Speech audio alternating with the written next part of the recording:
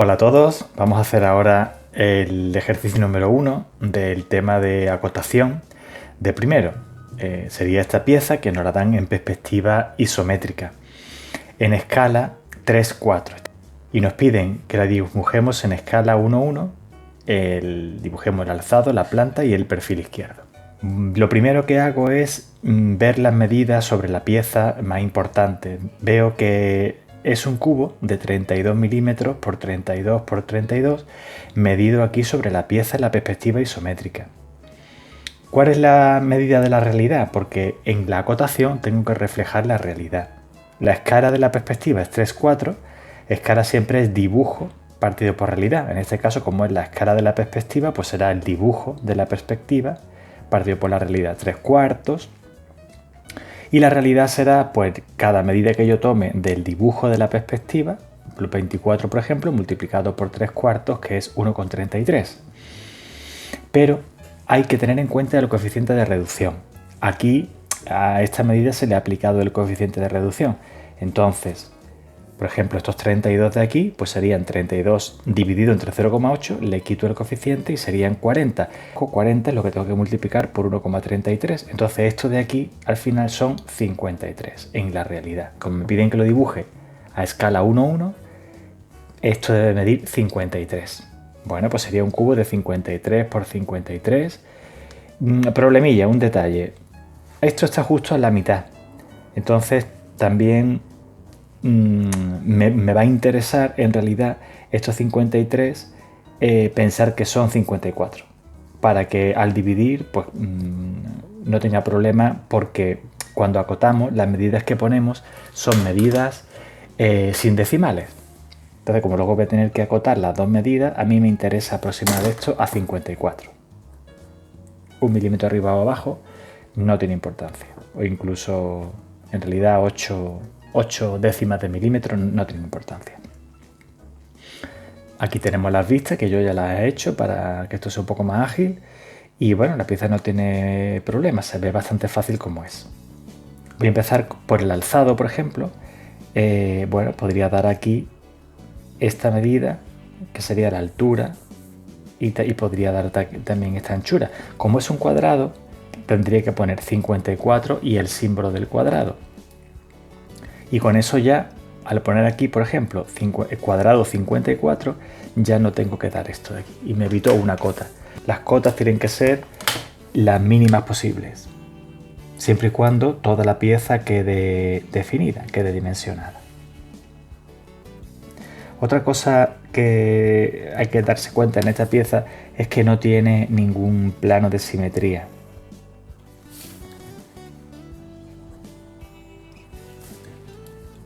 Bueno, voy a poner cuadrado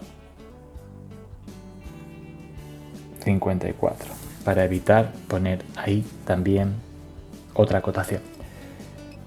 Bueno, me refiero a que no hay ningún plano que funcione como un espejo. Es decir, yo no podría poner aquí un plano de simetría porque esto no está en este lado, ¿verdad? Tampoco lo hay aquí. Y entonces, bueno, pues no hay plano de simetría. Si lo hubiera, se pondría con línea de punto y trazo. Bueno, ya he dado el alto y también el ancho S, que es este de aquí, que es lo mismo que aquí. Bueno, esto de aquí, por ejemplo, como son 54, esto evidentemente pues serán 27 y 27. Yo lo he dibujado a 27. Pero podríamos suponer que es así, pero como no hay un plano de simetría, entonces lo debo dar. Si hubiera por aquí un plano de simetría, ¿por qué esto no estuviera? Pues en realidad ya esas posibles líneas de punto y trazo me estarían diciendo que es igual a izquierda y derecha. Entonces ya se asumiría que la medida de esto son 27, la mitad de 54, pero no lo hay, o sea que lo tengo que poner.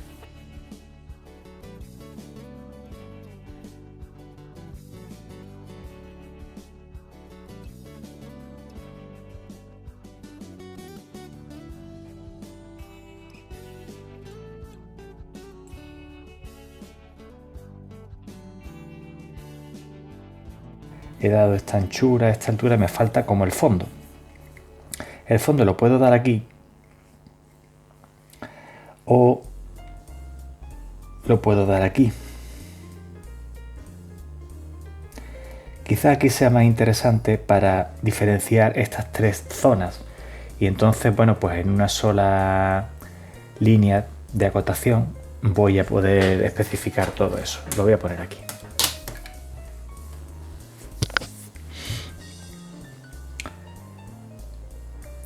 Este cuadradito de aquí es interesante, que aquí lo veo en la planta y puedo darlo como un cuadrado. Del tamaño vuelven a ser 8, que serían 13.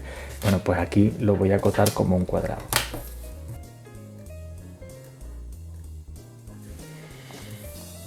Cuadrado 13. Lo que no he dado, me faltaría dar, he dado este costado y me falta esta medida, que la voy a dar aquí. No tengo otro sitio donde ponerla. Queda claro cuánto mide este hueco. Queda claro estas medidas, la altura. Me falta esta anchura. Esta anchura la puedo dar aquí o la puedo dar aquí. Un poco da igual. Entonces, ahí en realidad hay que tener en cuenta a veces, bueno, pues que más o menos estén distribuidas las acotaciones en las tres vistas, que más o menos no haya una muy sobrecargada a costa de otra. Bueno, lo voy a dar aquí. Voy a dar aquí esta anchura. Aunque ya digo que aquí también estaría perfectamente bien. Mira, aquí también habría que dar esta altura. Podemos asumir que son 13 realmente, pero hay aquí esta diferencia. Entonces, como aquí hay mucho espacio, no hay problema y se debe poner. Se debe indicar aquí también que es lo mismo, que también son 13. Si no lo pusieras, tampoco sería muy grave, porque, bueno, casi te lo estás diciendo, ¿no? Como que está alineado, pero está bien ponerlo.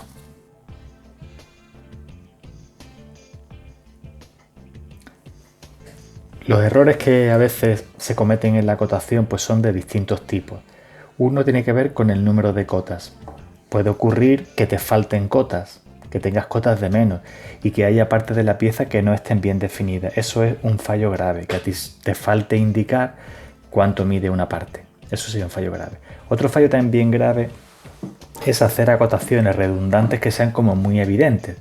Repetir, no sé, por ejemplo, yo he puesto aquí 13, ¿no? Pues no se me puede ocurrir poner aquí también, por ejemplo, 13, porque en definitiva estoy diciendo lo mismo, es redundante ponerlo ahí. O por ejemplo, aquí he puesto estos 3, lo que no puedo es poner aquí esta medida, acotar de aquí a aquí y decir que son 54 porque es redundante, porque ya se puede deducir de esto. Eso sería otro fallo grave. También otro tipo de fallo, colocar mal la simbología que manejamos. Por ejemplo, el 13 ponerlo aquí debajo o el 23 ponerlo aquí debajo de la flecha. Eso sería otro fallo también muy grave. Más cosas, más fallos importantes. No utilizar auxiliares de cota cuando puedo hacerlo. Aquí lo utilizo prácticamente siempre, menos aquí, que en realidad no puedo hacerlo porque, bueno, podría sacar de aquí un auxiliar de cota y aquí otra, pero fijaros, este auxiliar de cota estaría cruzando esa arista de la pieza y eso hay que evitarlo. Entonces aquí la solución menos mala es ponerlo como yo lo he hecho. Otro error también muy grave es acotar sobre aristas ocultas. La anchura de esta especie de túnel. Aquí no la puedo dar, porque no puedo acotar sobre arista oculta. Sería otro fallo grave. O igual que aquí, darlo aquí también estaría muy mal.